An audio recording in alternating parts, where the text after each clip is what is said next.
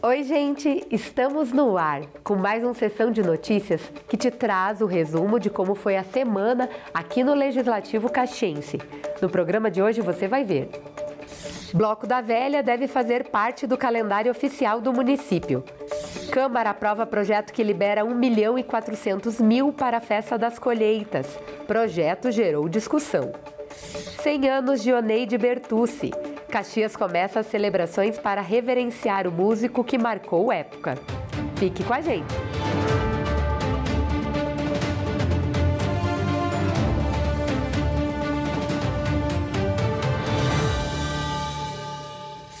Depois de muito debate, a Câmara aprovou por maioria o projeto que libera 1.400.000 para a Festa das Colheitas.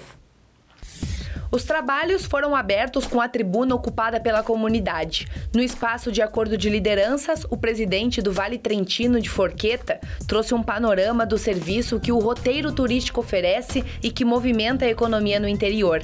São 35 empreendimentos associados, entre vinícolas, hospedagens, gastronomia. Convido a todos que venham nos visitar e conhecer o potencial turístico das nossas comunidades presentes no Vale Trentino.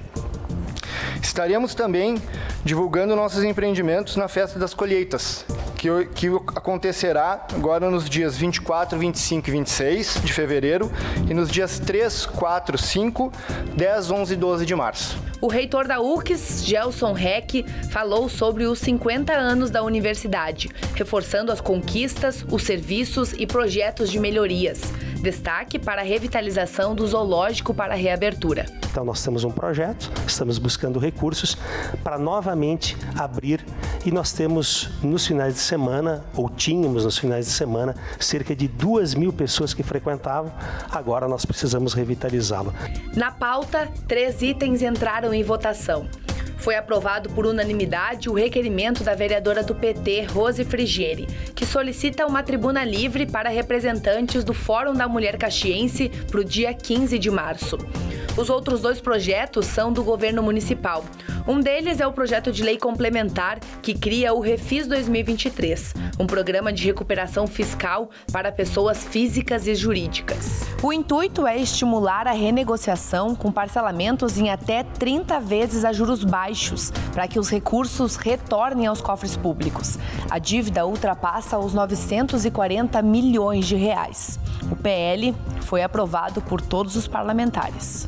O outro projeto destina recursos para a Festa das Colheitas, que ocorre no último fim de semana de fevereiro e nos 2 primeiros de março. O intuito é destinar 1.400.000 para o evento. Foi aprovado por maioria. A secretária de governo, Grégora Fortuna, e o presidente da festa, Fernando Bertotto, acompanharam a votação. E o tema dividiu opiniões no plenário.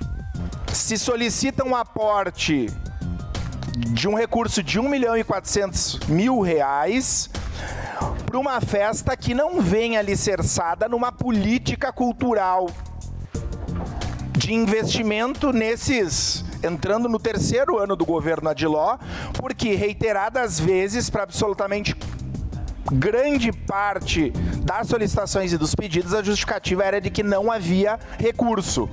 Eu estou com uma camiseta aqui das minhas escolas de samba. Eu sou um admirador, né, um sambista, alguém que defende o carnaval.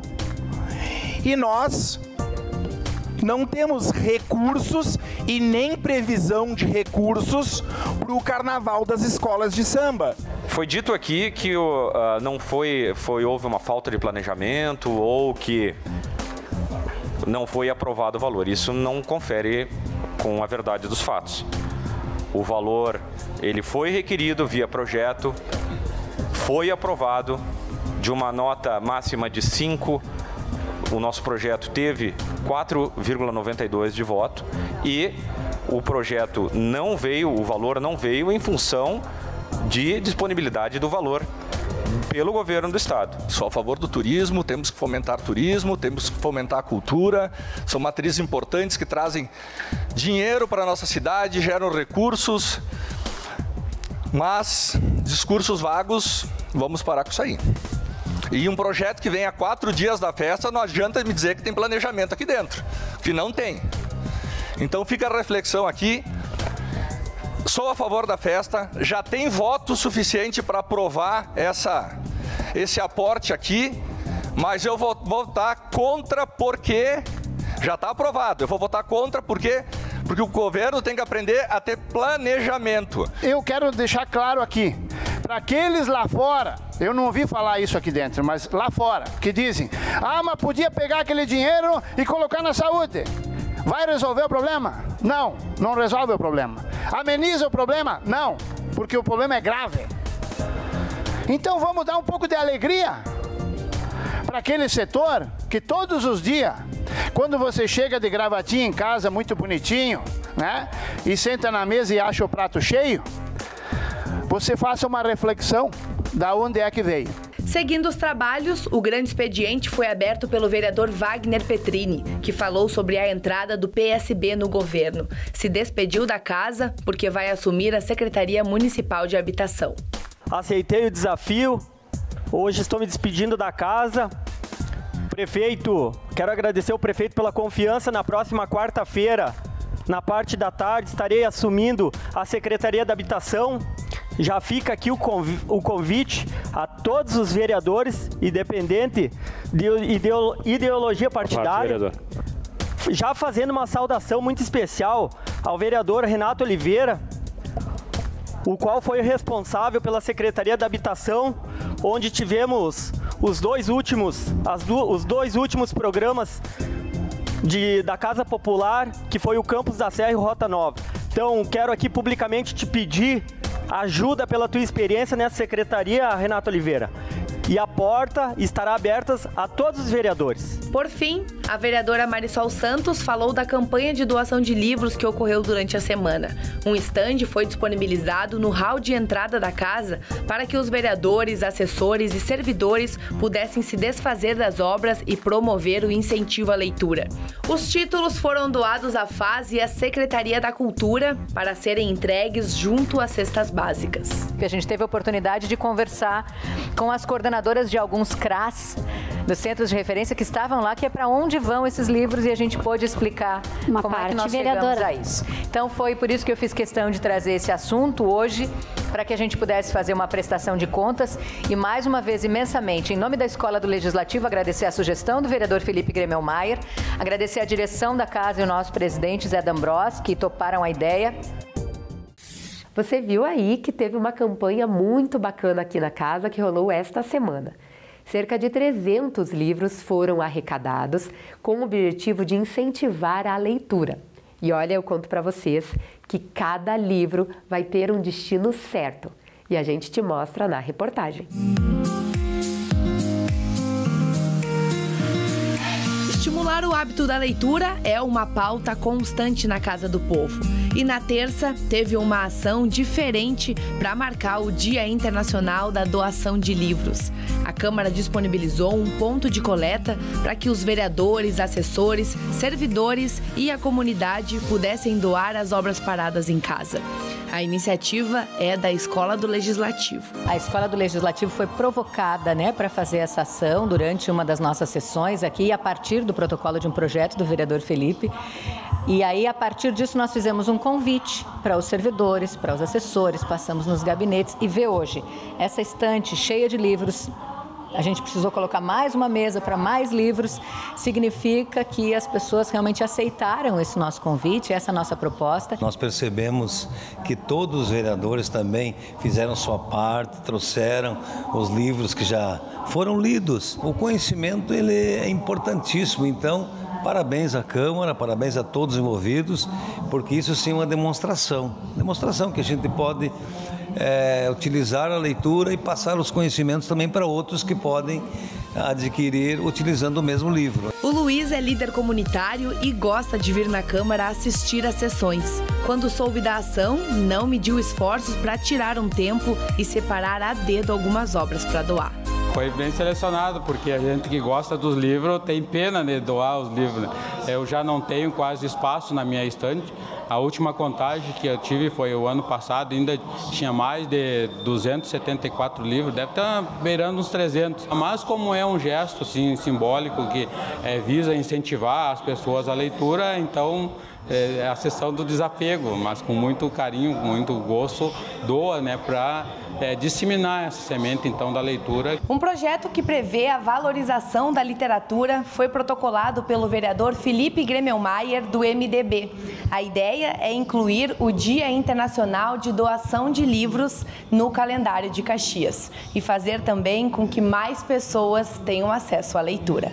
É um primeiro momento, uma primeira ação, e que tenho certeza que depois da aprovação do projeto, com a constituição de um decreto do município, nós teremos outras diversas ações para marcar o Dia Internacional da Doação de Livros, agora em Caxias do Sul, com diversas ações que podem ser permanentes durante o ano. Então, essa primeira ação marca, nos deixa muito felizes porque já tem um resultado bem positivo. Uma parceria com o Executivo possibilita que esses livros sejam doados à Fundação de Assistência Social e à Secretaria da Cultura, para que sejam entregues à comunidade junto com as cestas básicas. Quanto mais estímulos a gente der aí para essas crianças, para esses adolescentes, e também, né, quando a gente tem uma criança lendo, a gente tem a família toda envolvida, né? A gente acaba fortalecendo muito mais os vínculos familiares, e a ideia de poder encaminhar esses livros, né, junto com as cestas básicas, podendo que a família, quando retire uma cesta básica, ela escolha o livro que ela quer, né? Ela está levando, sem dúvida nenhuma, o alimento, não só, né, o alimento essencial para que a gente sobreviva,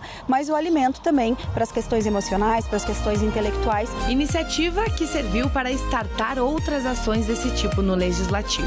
É algo que a gente pode pensar em outras ações, talvez em algum momento de sermos um posto permanente para receber livros. A gente já está imaginando que a Escola do Legislativo pode propor até um espaço na nossa casa de leitura para troca de obras aqui dentro, porque nós vimos que os servidores estão com vontade de participar. Então, como diretora da Escola do Legislativo, eu só tenho que agradecer a essa mobilização e incentivo à leitura. A leitura é algo que tem que ser visto dessa forma como algo básico. Então, a gente tem desde livros, né, infantis até livros mais técnicos, ou seja, a gente vai poder atingir um número muito maior de pessoas.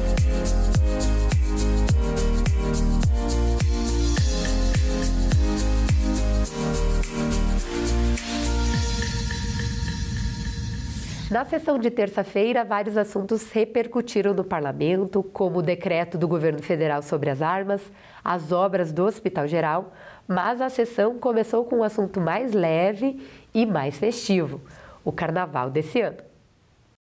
Logo no início dos trabalhos, o acordo de lideranças abriu espaço para o Bloco da Velha, que existe desde 2011 em Caxias do Sul. Foi divulgada a programação para a 11ª edição. O bloco é dia 19 de fevereiro, no domingo de carnaval, e a concentração é na rua Dom José Baré. O Bloco da Velha, esse ano, ele vai trabalhar algumas questões de inclusão. Então, algumas casas que não podem estar no carnaval, no Bloco da Velha, o qual arrasta uma multidão enorme, a gente vai fazer pequenas ações em casas, como o Lar da Velhice. A gente vai estar visitando o Lar da Velhice e levando um pequeno carnaval para eles. Aproveitando a presença do representante, foi votado o projeto de lei do vereador Felipe Gremelmaier, que inclui o Bloco da Velha no calendário oficial de eventos do município. A aprovação foi unânime e vários parlamentares se manifestaram. Então, a inclusão do Bloco da Velha, eu tenho certeza que ela fortalece a questão econômica de desenvolvimento de Caxias do Sul, porque a gente está falando aqui de cultura, de economia, de turismo, de lazer, de evento e de atração de pessoas para a cidade de Caxias do Sul. Uma festa de muita alegria, uma festa que une os povos, une a cultura, ainda traz emprego e renda para Caxias do Sul. Muito linda essa festa e com certeza estarei junto com vocês. A moção de repúdio ao decreto do governo federal que, entre outras alterações, suspende registro de novas armas e munições e de clubes e escolas de tiro, veio na sequência. O decreto prevê a criação de um grupo de trabalho para criar uma nova regulamentação. No plenário, o deputado estadual do Republicanos, Capitão Martim, representantes de clubes e lojas acompanharam os debates. Que tira direito do atirador desportivo comprar sua munição para a prática, tanto em família, quantas vezes no Clube Caxiense de Tiro, no Ardog, no Celeiro das Armas, no Classe 5, na Samburá, na Casa das Armas, olha quantos comércios nós temos que geram emprego na cidade de Caxias do Sul. Eu não posso admitir que o cidadão não tenha a liberdade de comprar a sua arma, na medida que ele é identificado, ele é registrado, ele é acompanhado, tem o nome, CPF, a sua cara, a sua foto, o seu registro para se proteger ou para caça esportiva, recreativa. Os vereadores da bancada do PT trouxeram contrapontos ao tema. Eu não quero aqui, e não há nenhuma objeção em relação aos CACs, mas sim ao controle que o Estado precisa ter na disponibilização e na aquisição de armas. A nova legislação, ela se dispõe inclusive a diferenciar a prática desportiva da prática recreativa. Este decreto, mais do que qualquer coisa, ele inaugura uma proposta para discussão pela sociedade civil, na medida em que ele tira uma comissão que terá 60 dias para apresentar novas formas de regularizar, de regulamentar toda política de uso e posse de armas de fogo. A moção foi aprovada por maioria. Os vereadores ainda aprovaram 2 requerimentos. Um deles, que gerou bastante discussão, requer informações sobre o andamento das obras no Hospital Geral. A comunidade ainda espera a entrega dos 118 leitos. Uma campanha arrecadou mais de 35 milhões de reais para as obras. Então todo mundo foi parceiro, de um jeito ou de outro, todo mundo é autor, é pai dessa obra. E aí, por diversas vezes, a obra teve seu período retardado.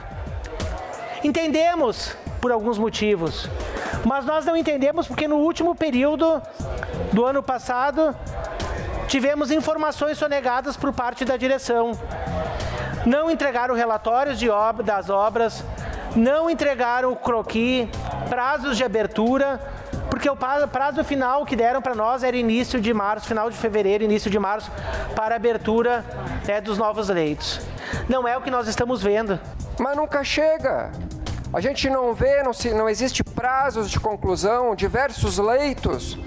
Existe matéria, inclusive hoje no Jornal Pioneiro e diversos outros veículos de comunicações, de pessoas que estão em lista de espera há mais de 10 dias. O outro requerimento é para a realização de sessão solene alusiva aos 90 anos do Sindicato dos Trabalhadores nas Indústrias Metalúrgicas, Mecânicas e de Material Elétrico de Caxias do Sul e região. Por fim, o projeto de lei da Prefeitura, que destina R$1.400.000 para a Festa das Colheitas, também teve manifestação de diversos parlamentares em primeira discussão. 100 anos de Oneide Bertucci. No próximo bloco, a gente te conta a história da família que marcou a música do sul do país. A gente volta já já.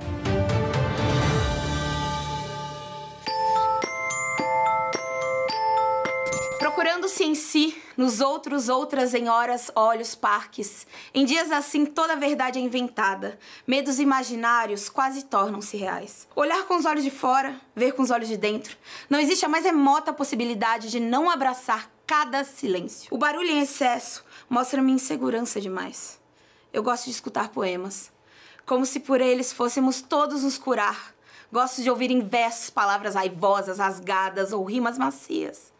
Feito quem crê no amor, que nunca vai passar. Gosto dos versos curtos, ágeis e daquelas frases que demoram, feito saudade, que não quer mais largar. Gosto de ouvir poemas de verão e também dos frios e desesperados. Gosto que me ocupem os ouvidos, até seu mais íntimo ponto. E imagino que assim há de existir sempre uma boa palavra ali a acariciar. Respirar forte, até o tempo em sorte, lhe sorrir o que pensa.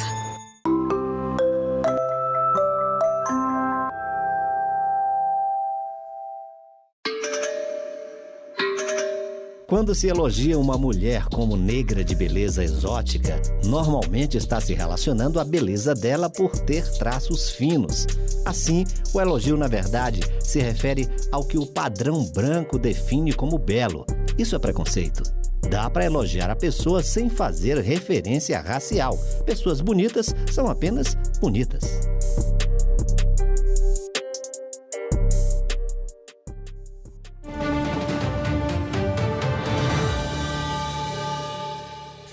Estamos de volta com mais sessão de notícias. Agora a gente fala sobre os 15 anos da Clínica de Atividade Física Rofit, que foram celebrados durante esta semana no Parlamento. Ergue o braço lá, gira para trás, movimento circular.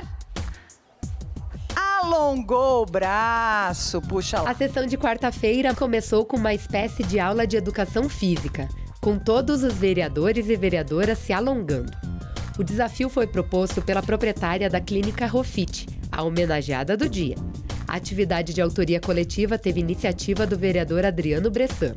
São 15 anos fazendo história e contribuindo para a área da saúde de toda a comunidade caxiense. O prefeito Adilode Domênico, cliente da clínica há 12 anos, participou dos exercícios e deixou um recado para a comunidade. Esse tipo de homenagem, ao mesmo tempo que reconhece o trabalho das pessoas em prol da saúde, também ajuda a divulgar essas atividades para que mais pessoas busquem a se exercitar.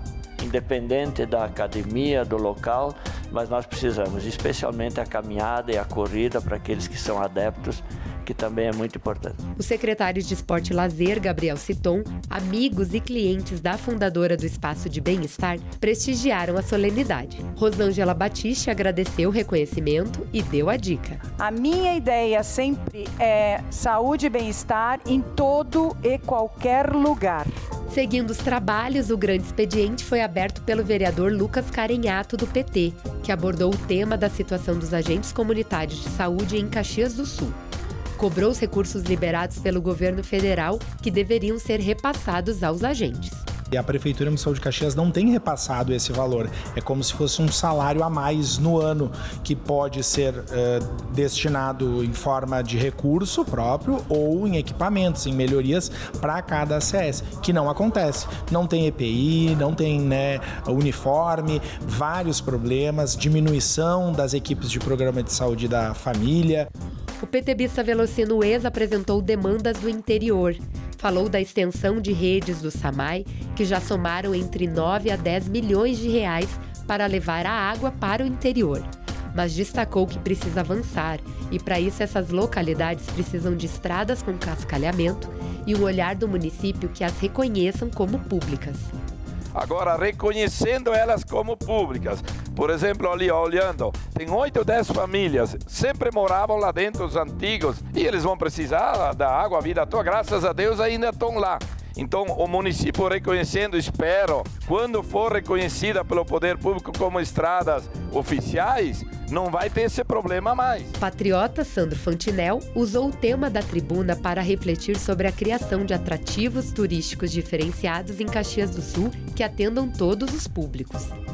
Sugeriu que a cidade pudesse ter um parque temático de diversão, assim como na cidade de Penha, em Santa Catarina. Criticou os projetos turísticos que ignoram a população com salários mais baixos. Qual é o público que vai ser atendido nesses grandes investimentos? Qual é o público? Só público que tem dinheiro. Só público que tem muito dinheiro. Porque hoje, se você for, por exemplo, qualquer um de nós que conhece muito bem, tá?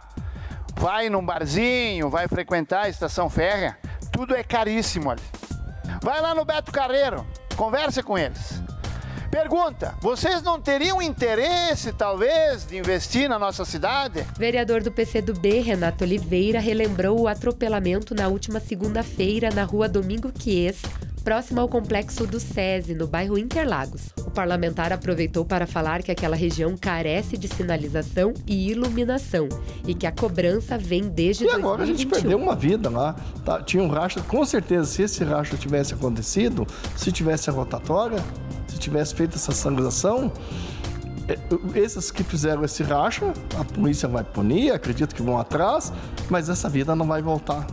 O liberal Ricardo Zanquim, do Novo, finalizou o grande expediente preocupado com a nota oficial divulgada esta semana pelo Sindicato das Indústrias Metalúrgicas, Mecânicas e de Material Elétrico de Caxias do Sul e Região, o CIMEX, que lamentou a decisão do STF sobre o fim do trânsito em julgado nas matérias tributárias. Agora, as decisões não se encerram após o julgamento das dívidas tributárias das empresas. O parlamentar criticou a interferência do atual governo federal na economia do país. Eu estou muito preocupado com o nosso futuro econômico por causa da intervenção política e também do judiciário nas questões que são essencialmente econômicas. Nós precisamos deixar, né, a economia funcionar, não ter pressão sobre o Banco Central, não ter pressão sobre teto de gastos, ou seja, deixar que a coisa funcione, porque o mercado acaba se ajustando. O jornal vai ficando por aqui, mas antes, que tal falar sobre música e história? Dia 20 de fevereiro, Oneide Bertucci estaria completando 100 anos. Agora, a trajetória da família de músicos que marcou época e ultrapassa gerações é celebrada em Caxias do Sul, onde tudo começou.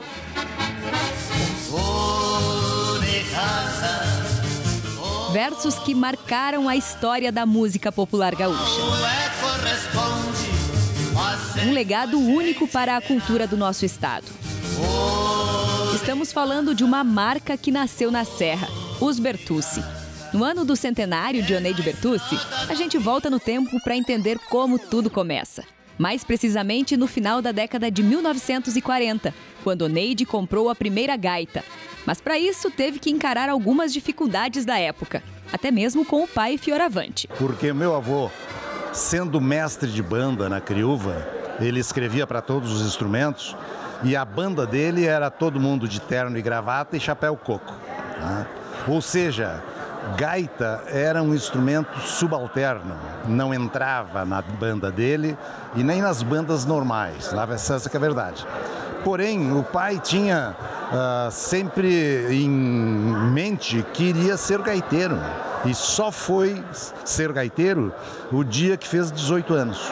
Porque conforme disse lá no campo, os campeiros dizem, olha, com 18 anos agora eu me governo. E aí, no dia que ele fez 18 anos, foi a Bento Gonçalves, encomendou a gaita, 40 dias depois chegou a gaita e 40 dias depois ele estava tocando o primeiro baile. O papai era parceiro e a minha mãe era a moça mais bonita da região, a Juvelina. E ele não teve dúvida, fez uma valsa Juvelina e pialou com a minha mãe, embora ela fosse filha de fazendeiro. Vendo a determinação do filho em estudar e se tornar músico profissional, o pai passou a ensiná-lo e formou uma banda com os membros da família com um nome inusitado. O pessoal pergunta, mas o que quer dizer isso, né? Porongos, aqueles porongos que se faz as cuias, né? E se estão acoirados, quando batem fazem bastante barulho. E foi essa a ideia do meu tio Wilson, que era o baterista, de botar esse nome esdrúxulo, na verdade, né? Esdrúxulo, da banda Dois Porongos Acoirados. Com o fim da banda, foi formada a dupla com o irmão Adelar, momento em que passaram a ser conhecidos como Irmãos Bertucci. O sucesso veio em seguida por formarem uma dupla inédita de 2 acordeonistas. Com o Adelar foram 8 discos com músicas que marcaram época, como O Cancioneiro das Coxilhas, São Francisco é Terra Boa e Casamento da Doralice. A gente não tem notícia, evidentemente, para afirmar, mas não tinha no mundo uma outra dupla de acordeonistas, né? E o que diferenciava o pai e o Adelar, e aí eu me honro em dizer isso, eles tinham uma disciplina, uma competência, uma performance de palco, de composição, de letra, que fez com que essas letras permanecessem até hoje no ideário, na memória das pessoas. Porque eles tinham uma forma de transportar para a música, transportar para a letra suas vivências cotidianas. A ascensão da dupla com o irmão Adelar foi bem na época do surgimento do movimento tradicionalista gaúcho, momento em que houve a criação de milhares de CTGs. E os bailes eram embalados por eles. Além de criar um estilo próprio, alcançaram outras marcas importantes na construção da música gaúcha. Foi a primeira dupla de acordeonistas a gravar discos, em 1954.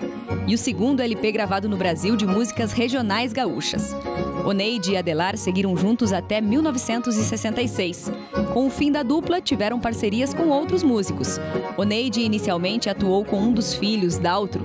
Juntos foram 3 LPs gravados. Aí eu comecei a tocar com meu pai, porque seria a pessoa, né, que conhecia o repertório tocava o estilo dos Bertucci e tal, e eu me propus a dar uma continuidade. Eu era estudante na época, né? Morava em Porto Alegre, mas encarei e começamos a tocar. Toquei 6 anos com ele. Aí o nome mudou, porque antes era Irmãos Bertucci, né? Então nós adotamos o nome Os Bertucci. Ainda fez parceria com Acioli Machado, Paulo Siqueira e Oscar dos Reis. Oneide Bertucci nasceu em 20 de fevereiro de 1923 na localidade de Rincão da Mulada, na época São Francisco de Paula, hoje território de Caxias, na região de Criúva. O falecimento foi em 4 de janeiro de 96. Mas as lembranças das vivências com ele permanecem inabaláveis na memória dos filhos. Quando você vai num baile, você se arruma melhor, você se enfeita e você vai de espírito leve, mesmo que a gente tenha muitas pedreiras por trás. E então ele disse, quando estavam lá dançando, estavam todos próximos do céu e a sala levitou, meus filhos. Em 2023, Caxias do Sul celebra toda essa história.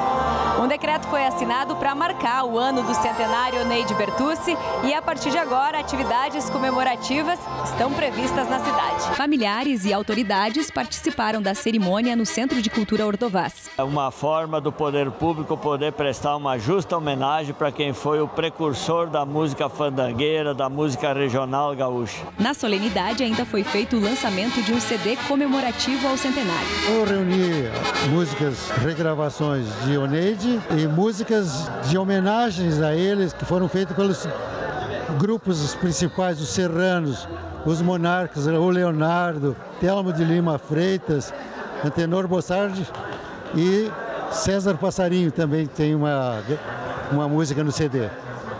Eu acho que o pessoal vai gostar desse CD, viu? O presidente da Câmara, que também é músico, exalta tudo que os Bertucci representam. Me venda o cavalo preto, 8.000 cruzeiros eu dou. Sei que é de um gaúcho e gaúchinha também sou. Que alegria, né? Que coisa boa. Onde tem música, tem alegria. Se tem CTG pelo Brasil afora, se tem bailes, tudo começou com os Bertucci.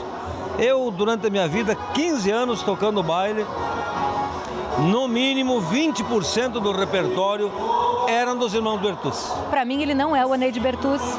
Para mim, ele é o tio Oneide, uma pessoa que eu convivi quando criança, dentro do CTG. Eu concorri à Prenda Mirim do Estado, fui eleita a primeira Prenda Mirim do Rio Grande do Sul, lá atrás, quando criança. E o tio Oneide foi uma das pessoas que participou da minha preparação. Então, quando criança, eu tinha já essa visão de idolatrar mesmo, alguém que, para mim, era sinônimo de sabedoria, né, de conhecimento, de vivência. Agora, os Bertucci seguem com a terceira geração. Mas é uma honra dar sequência a esse legado deixado por eles, porque dessa maneira eu posso assim sentir esse imenso carinho que essa grande legião de fãs tem para com nós, para com a nossa música Bertucci.